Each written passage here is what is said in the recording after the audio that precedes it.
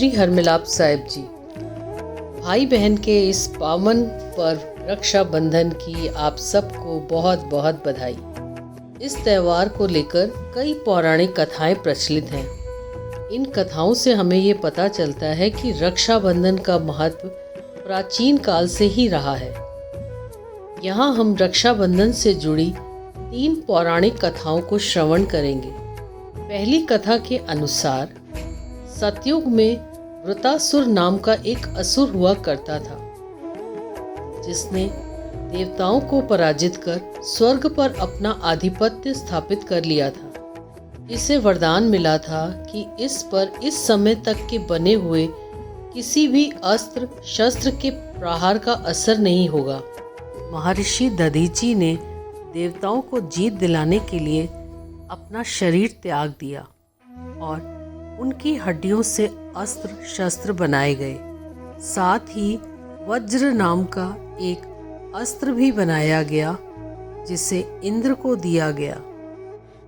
युद्ध में जाने से पहले वो अपने गुरु बृहस्पति के पास गए और कहा कि यह आखिरी युद्ध है। अगर वो जीत नहीं पाए तो वीर गति को प्राप्त हो जाएंगे। यह सुनकर पत्नी शची ने अपने पति को एक रक्षा सूत्र बांधा, जो उसके तपोबल से अभिमंत्रित था। यह रक्षा सूत्र जिस दिन बांधा गया था, उस दिन श्रावण महीने की पूर्णिमा तिथि थी। युद्ध के दौरान इंद्र ने वृतासुर का वध कर दिया और स्वर्ग पर फिर से अधिकार स्थापित कर लिया। दूसरी पौराणिक कथाओं के अनुसार जब शिशुपाल का वध श्री कृष्ण ने अपने सुदर्शन चक्र से किया था, तब उनकी उंगली में चोट लग गई थी। तब द्रौपदी ने अपनी साड़ी फाड़कर श्री कृष्ण की उंगली पर बांध दी थी। यह देखकर श्री कृष्ण ने द्रौपदी को आशीर्वाद देते हुए कहा था कि वो उनकी साड़ी की कीमत जरूर अदा करेंगे। फिर जब महाभारत में ध्रुव क्रीड़ा के दौरान युधिष्ठिर द्रौपदी को हार गए थे, तब दुर्योधन की ओर से मामा शकुनी ने द्रौपदी को जीता था।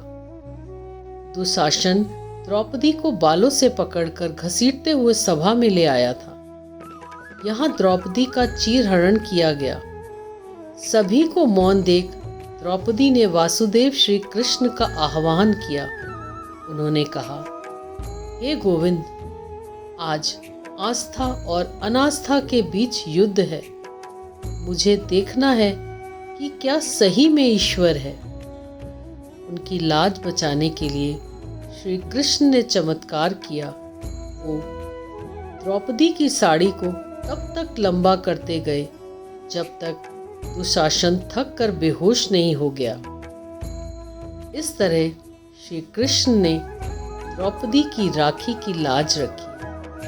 तीसरी कथा यह भी प्रचलित है कि माता लक्ष्मी ने राजा बलि को सबसे पहले राखी बांधी थी। राजा बलि ने 100 यज्ञ पूरे कर स्वर्ग पर आधिपत्य करने का प्रयास किया था। इस स्थिति से चिंतित इंद्र विष्णु के पास गए और उनसे समस्या का हल निकालने का निवेदन किया। इसके बाद भगवान विष्णु ने वामन अवतार लिया। विष्णु जी वामन का अवतार लेकर राजा बलि के पास गए और उनसे 3 पग जमीन मांगी।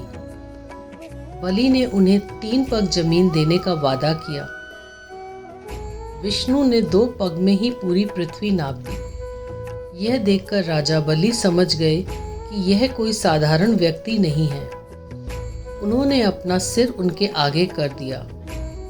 विष्णु जी ने राजा बलि से प्रसन्न होकर उन्हें वर मांगने को कहा। साथ ही ये भी कहा कि बलि को पाताल लोक में ही रहना होगा। वहीं बलि ने कहा कि विष्णु जी को भी उनके साथ पाताल लोक में रहना होगा। वचन में बंधकर भगवान विष्णु भी पाताल लोक में बलि के साथ रहने लगे। इसी बीच लक्ष्मी जी भी अपने पति का इंतजार कर रही थी। नारद जी ने लक्ष्मी जी को सारी बात बताई। तब माता लक्ष्मी ने एक महिला का रूप लिया और राजा बलि के पास पहुंच गई।